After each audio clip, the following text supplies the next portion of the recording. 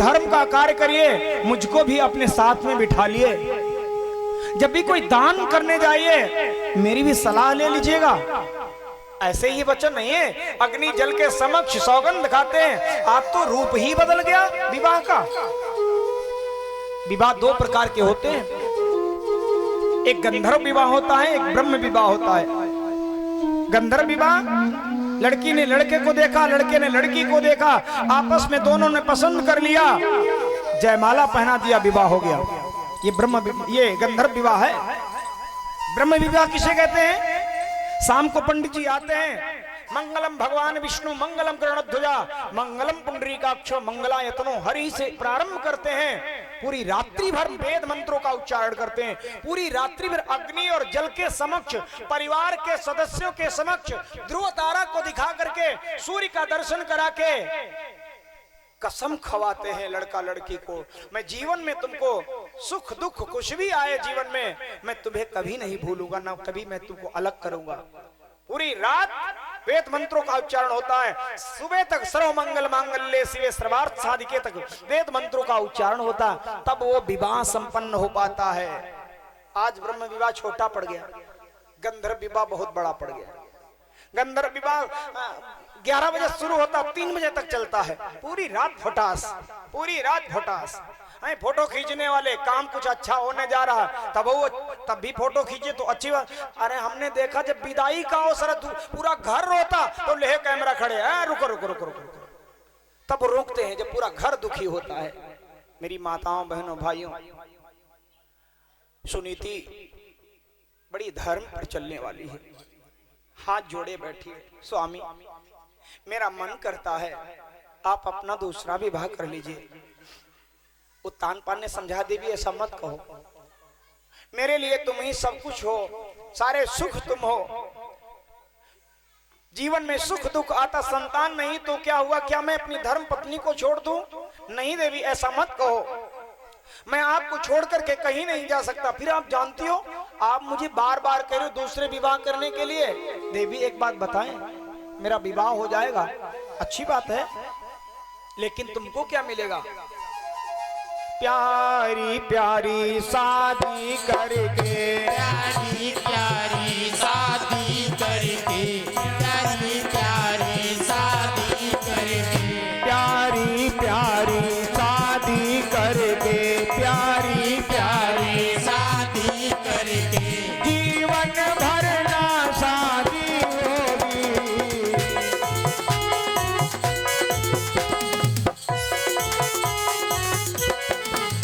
प्यारी प्यारी शादी करके, प्यारी प्यारी शादी करके, प्यारी प्यारी शादी करके, जीवन भर ना शादी होगी।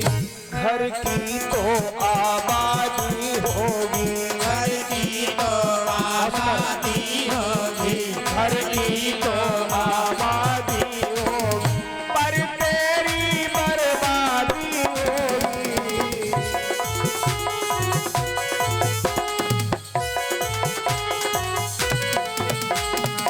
ए सुनीति, तू नहीं जानती है, मेरे विवाह करने से मेरा घर तो बढ़ सकता है, परिवार बढ़ सकता है, लेकिन तुझे क्या मिलेगा? क्या तू जानती है तेरे साथ कितना दुख मिलेगा?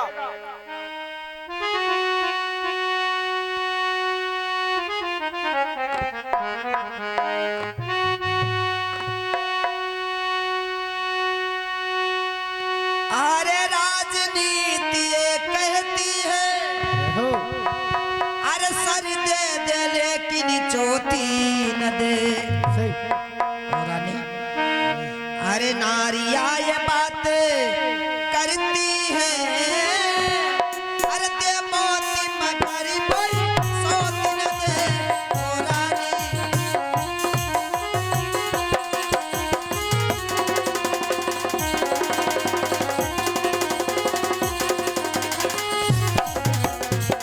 महाराज, आप आप नहीं समझ सकते हो। मैं आपके दुख को देख करके मैं जी नहीं सकती। मैं जानती हूँ सौत से बहुत दुख मिलेंगे। हाँ, पर कोई भी स्त्री, अरे सौत तो बड़ी चीज है, सौत की परछाई भी बर्दाश्त नहीं करती है। लेकिन रानी महाराज, बाद में पछताओगी, अभी मैं समझा रहा हूँ। मैं जानती हूँ बहुत पछताना पड़ेगा। मैं उन दुखों को, मैं एक कांटे, जितने भी कांटे पड़े होंगे, मैं आपको याद करके उन दुखों को मैं फूल समझ करके अपना जीवन काट लूंगी। अभी तुम्हें सौतिया डाह नहीं मालूम है रानी, सुनो। अरे उस खेत की पैदावार गई, अरे जिसमें की कांस हो जाता है, जिस घर में दो नारी रहती है, वो घर सब तरह नाश हो जाता है। ओ रानी,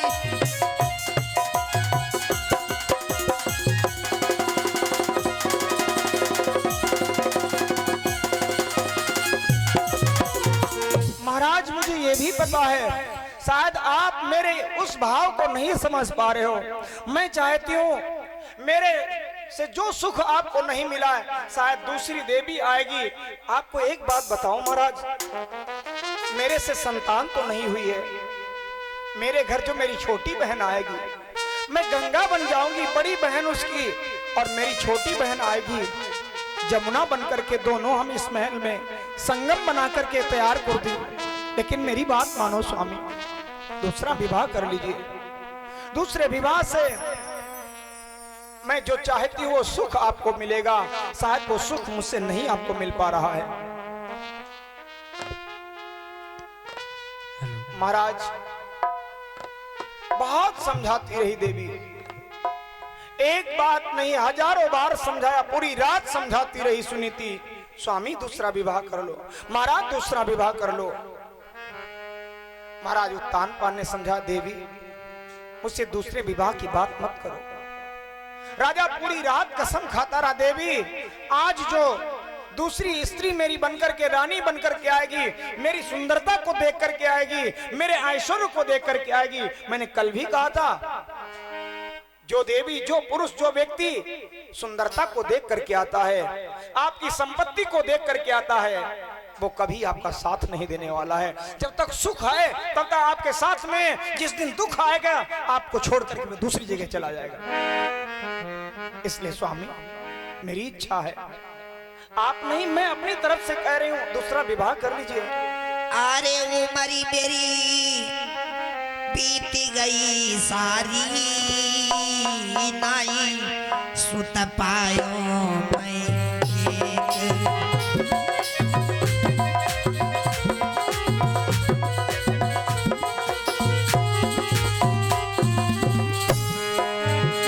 आए उमरी मेरी बीत गई सारी, नाई सुत पायो मैं एक।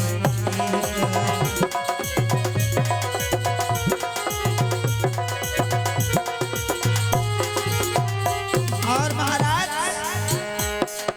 अरे माली होता तो बागी लगाता,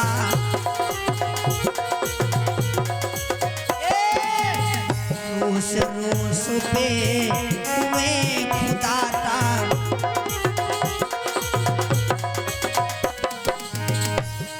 अरे थोड़ी देर मेरा हाय मन पहलाता, मेरो रूठ गयो माली, नाई सुत पायो मैं एक। उमर मेरी बीत गई, अरे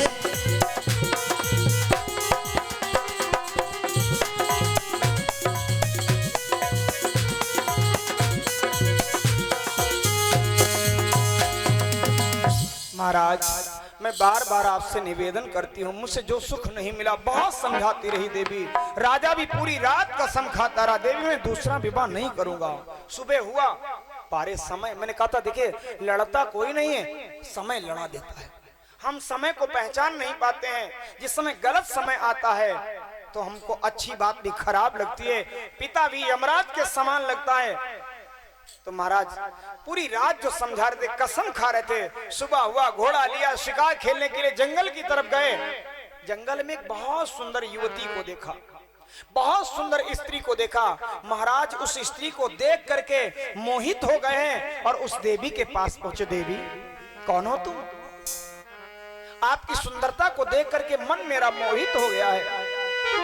मन करता तुम मेरे साथ विवाह कर लो। जो राजा पूरी रात अपनी देवी को समझाता रहा, देवी मैं दूसरा विवाह नहीं करूंगा। हाय हाय वो राजा जंगल में गया, इस सुंदरता को देख करके उस स्त्री पर इतना मोहित हो गया और उस स्त्री से कहता, देवी कौन हो तुम? क्या मेरे साथ विवाह करोगी? तो वो देवी बोलती, हाँ महाराज, मैं विवाह ही करने के लिए आई थी। आप चाहो तो मैं आपके साथ विवाह कर लूं। राजा और रानी आपस में उस जंगल में, महाराज उत्तानपाद और जो दूसरी देवी है उसका नाम सुरुचि है, दोनों का आपस में मिलन हुआ। दोनों एक दूसरे पर मोहित हुए। दोनों ने गंधर्व विधि से विवाह कर लिया। विवाह करके महाराज डोले पर बिठाल करके स्वयं घोड़े से आगे आगे चले। डोले पर बैठी सुरुचि आ रही थी। अयोध्या कुछ दूर बची है। जब कुछ दूर बची है तो सुरुचि डोले से बाहर अपने गर्दन को निकालती है और निकाल करके देखती है। जब बाहर निकाल करके गर्दन देखा तो बहुत सी देवियां खड़ी हैं। एक बहुत बड़ा फाटक है, बहुत बड़ा दरबार है। उस दरबार के आगे बहुत सी देवियां खड़ी हैं। हाथ में थाली है, थाली में दीपक जल रहा है। सुरुचि ने महाराज उत्तानपाद को बोला, राजन। हाँ देवी, जरा यहाँ आओ। महाराज उत्तानपाद आए डोले के पास। हाँ देवी क्या बात है? राजन मैं कुछ देख रही हूँ। बहुत दूर देखिए कुछ स्त्रियां बड़ी भीड़ लगाए खड़ी हुई हैं। उसमें एक देवी है जो उसके हाथ में थाली, थाली में दीपक जल रहा है। महाराज मैं क्या देख रही हूँ? राजा ने हर बात को बताया। देवी सुरुचि सुनो, मेरी बड़ी पत्नी तुम्हारा इंतजार कर रही है। मेरी बड़ी पत्नी सुनीति ने ही मुझे दूसरा विवाह करने के लिए विवश कर दिया था और मेरी देवी ही तुम्हारा इंतजार कर रही। शुभ घड़ी शुभ मुहूर्त में आप चलिए, अपना दाहिना कदम घर के अंदर रखिए। हाय हाय, जैसे सुरुचि ने सुना महाराज की दूसरी पत्नी भी है, तो सुरुचि के पैरों से मानो जमीन खिसक चुकी हो। सुरुचि को क्रोध आया, एड़ी से क्रोध चढ़ाए और सिर पर तक क्रोध आया। हे महाराज, जब एक तुम्हारे रानी थी। महाराज क्या करोगे? ये भीड़ लगाकर क्या करोगे? एक स्त्री से जो सुख मिलता है, फिर चाहे हजारों स्त्रियां कर लीजिए, सुख वही आपको मिलेगा। इसलिए महाराज तुमने गलत किया है। आपने गलत, आपने मुझे बताया नहीं। आपका विवाह हो चुका है। जब एक तुम्हारे रानी थी तो मुझे व्यर्थ क्यों लाए हो? तो मुझे व्यर्थ क्यों लाए हो? तो मुझे व्यर्थ क्यों लाए हो? भोगों के लिए क्या भार भोगने लाए हो? रानी भोगों के लिए क्या भार भोगने लाए हो? रानी भोगों के लिए क्या भार भोगने लाए हो? हर पुरुष के लिए एक स्त्री उसके सुख के लिए बहुत है। तुमने अन्याय किया है, तुमने मुझे बताया नहीं। गलती कुछ मेरी भी, मैंने पूछा नहीं आपका विवाह हुआ या नहीं हुआ है। हमारा एक काम करिए, कोई बात नहीं, आपने मुझे बताया नहीं, मैंने पूछा नहीं, गलती दोनों की बराबर है। एक काम कर दीजिए, अब इतना ही एहसान करो, अब इतना ही एहसान करो, अब इतना ही एहसान करो। डोले को वापिस भिजवा दो।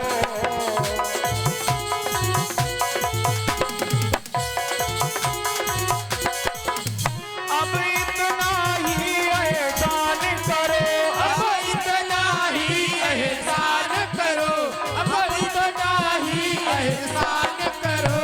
डोले को वापिस भिजवा दो।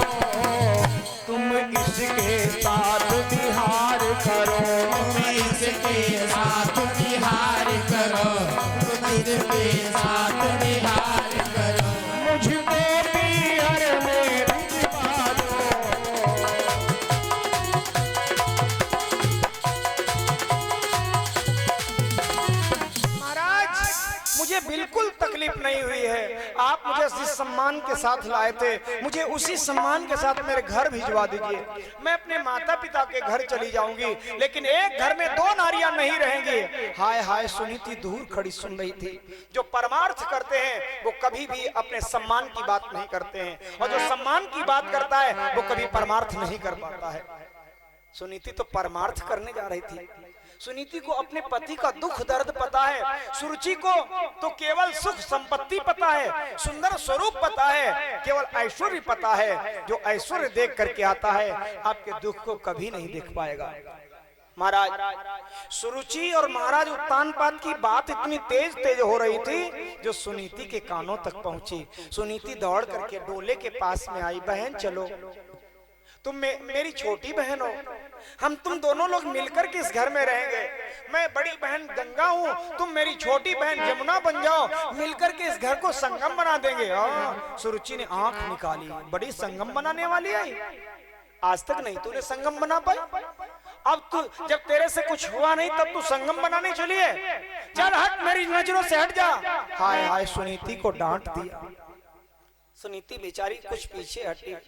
सुनीति ने सोचा, यदि आज मैं इसके तरीके से मैं क्रोध करूंगी, शायद मेरे पति का बना बनाया कार्य फिर बिगड़ जाएगा। जो मैंने अनुष्ठान रखा था, शायद अनुष्ठान फिर अधूरा रह जाएगा। सुनीति आगे बढ़ी। सुनीति ने सोचा, मैं अब सम्मान को लेकर के क्या करूंगी, पूरा जीवन बीत गया। जिस सम्मान को लेना था वो सम्मान न ले सकी मैं, अब मैं अपने सम्मान को लेकर के क्या करूंगी। सुनीति आगे गई, सुरुचि का दाहिना हाथ पकड़ा और हाथ पकड़ करके मानो सुनीति की आंखों में आंसू आए और सुनीति ने कहा, बहन अब चलो घर, अब मेरा कुछ नहीं आज से है। मैं आज तक इस महल की महारानी बनी रही, लेकिन आज से तुम्हारे घर की मैं दासी बन रही हूँ। जरा सोचो, जो घर की मालकिन हो, कोई नया व्यक्ति आ जाए उस घर में और उस नए व्यक्ति से कहे मैं तुम्हारे घर की दासी बन जाऊंगी, बस तुम घर चलिए। है कितना कठिन कार्य था। देवी आगे बढ़ी, सुरुचि के हाथ को पकड़ा, बहन सिर्फ दिन में एक बार मुझे भोजन दे देना, मैं तुम्हारे घर में झाड़ू लगाऊंगी, तुम्हारे घर में चौका बर्तन करूंगी, जो कहोगी तुम्हारी बात को मैं मानूंगी। तुम मेरी महारानी हो, मैं तुम्हारी आज से दासी बन गई हूँ। बहन चलो, आओ बहना अपने घर को। हाय सुनीति, जिस घर की महारानी थी उस महारानी के पद को छोड़ करके कहती, बहन चलो आओ अपने घर को देखो। आज सुनीति ने अपना घर भी नहीं कहा है। आओ बहना अपने घर को, मेरा तो एक सहारा है। आओ बहना अपने घर को, मेरा तो एक सहारा है। आओ बहना अपने घर को, मेरा तो एक सहारा है। आओ बहना अपने घर को, मेरा तो एक सहारा है। आओ बहना अपने घर को, मेरा तो एक सहारा है। मैं रानी नहीं टहलनी हूँ, सारा धन धाम तुम्हारा है। मैं रानी नहीं टहलनी हूँ, सारा धन धाम तुम्हारा है। मैं रानी नहीं टहलनी हूँ, सारा धन धाम तुम्हारा है। आओ बहन अपना घर देखिए, मैं इस घर से आज से मैं आपकी दासी बन गई हूँ, तुम मेरी महारानी हो। देवी चलो घर, जो कहोगी वही करूंगी। जब तक तुम्हारी इच्छा हो अपने घर में रखना, और जिस दिन तुम्हारा मन न हो तो मुझे घर से बाहर निकाल देना। मैं तुम्हारी खेत की रखवाली करूंगी, मैं तुम्हारे घर लकड़ी लेकर के आऊंगी, मैं तुम्हारे घर में जो कहोगी मैं वही काम करूंगी। देवी चलो घर, तुम्हारे सिवा मेरे पास कोई सहारा नहीं, कोई रास्ता नहीं है। आप आओगी ना तो मेरा पति खुश हो जाएगा। तुमको देख करके तुम्हारे अंदर जो आसक्ति मेरे पति की बनी हुई है, शायद वो सुख में बदल जाएगी। बहन चलो, जब जब तुम कहोगी, जब तुम्हारे संतान होगी, तुम्हारे बच्चों को खिलाऊंगी, तुम्हारे बच्चों का लालन पालन करूंगी। हाय हाय, सुरुचि ने डांट दिया, ए सुनीति, तेरे कुछ बच्चे जब हुए नहीं तो दूसरे के बच्चे को खिलाएगी क्या? अरे तू तो गला दबा करके मार डालेगी, तू तो डाइन बन जाएगी। हाय हाय सुनीति, अपने हृदय को पत्थर की भांति बनाती है, आंसू को पी जाती है। सुरुचि डोले से उतरी और सीधे महल में पहुंची। महल में पहुंचते पहुंचते सुनीति को बुलाया। सुनीति, जी महारानी। हाय हाय, पहली बार महारानी शब्द प्रयोग किया है। सुरुचि ने कहा, सुनो, मेरा पहला आदेश है, मैंने छत पर दही रखवाया है, जाओ दही की रखवाली करो। कोई भी चिड़िया, कौवा, कोई भी जीव जंतु दही को खा न सके, पूरा दिन इसकी रखवाली करो। सुरुचि के हाथ में डंडा दे दिया गया। जिसने घर का तिनका न छुआ हो उसको एक डंडा पकड़ा दिया गया। सुनीति छत के ऊपर डंडा लेकर के घूमती कौओं को भगाती है। हाय हाय, कौवा उड़ता है, उड़ करके दूसरे कोने पर पहुंचता है। सुनीति डंडा लेकर के भागती है, इधर से उधर पहुंचती है। कौवा उधर से उड़ता है, इधर कोने पर पहुंचता है। सुनीति उधर से भगी इधर। दोपहर तक सुनीति भागती रही, भागती रही, भागती रही। शरीर थक गया, शरीर थक गया। सुनीति धड़ाम से गिरी उसी छत के ऊपर और गिरते गिरते बेहोश हो गई। मेरे प्रभु ने सोचा, मेरा भगत बेहोश हो गया है, यदि मैं आज न गया उसके पास तो सुरुचि उसके शरीर से उतना ही रक्त निकाल लेगी, क्योंकि वो कह चुकी है जितना दही चिड़िया कौवा खाएंगे उतने शरीर से रक्त निकाल लिया जाएगा। भगवान भगे हैं। प्रबल प्रेम के पाले पड़कर प्रभु को नियम बदलते देखा। अपना मान टले टल जाए, पर भगत का मान टलते देखा। भगवान वहां से भगे आए, सुनीति का रूप बनाया, डंडा को उठाया। हाय, पूरा दिन कौवा भगाते रहे।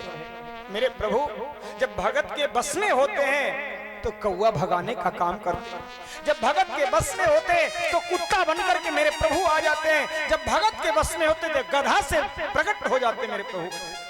अपने एक नाथ की कथा सुनियो। दक्षिण भारत के बड़े बड़े प्रभावशाली संत हुए एक नाथ जी महाराज। एक नाथ जी गंगोत्री से चल पड़े हैं कांवर चढ़ाने के लिए। गंगोत्री से चले हैं, जल को भरा और जल चढ़ाने के लिए चले जा रहे हैं। धीरे धीरे मंदिर के किनारे पहुंचने वाले थे। इतने में गर्मियों का मौसम था। एक गधा हाँफ रहा था, मुंह फैला रहा था, हाँफ रहा था।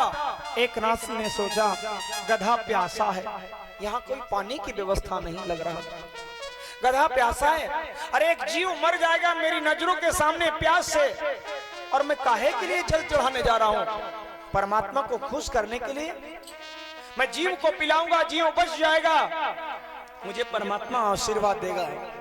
एक नाथ जी गए, गंगोत्री से जल लिया, भगवान शिव के मंदिर में जाकर जल चढ़ाने का जब अवसर आया, हाय काशी विश्वनाथ भगवान कुछ दूर बचे थे, मानो कुछ ही देर में पहुंचने वाले थे। भगवान ने एक नाथ की परीक्षा ले ली। गधा के रूप में आए, हाँफ रहे। एक नाथ जी गए, गधे के मुंह में वो जल चढ़ा दिया जो लेकर के चले थे, कांवर लेकर के चले। एक जीव को मरते तड़पते हुए देख करके प्यास से व्याकुल होते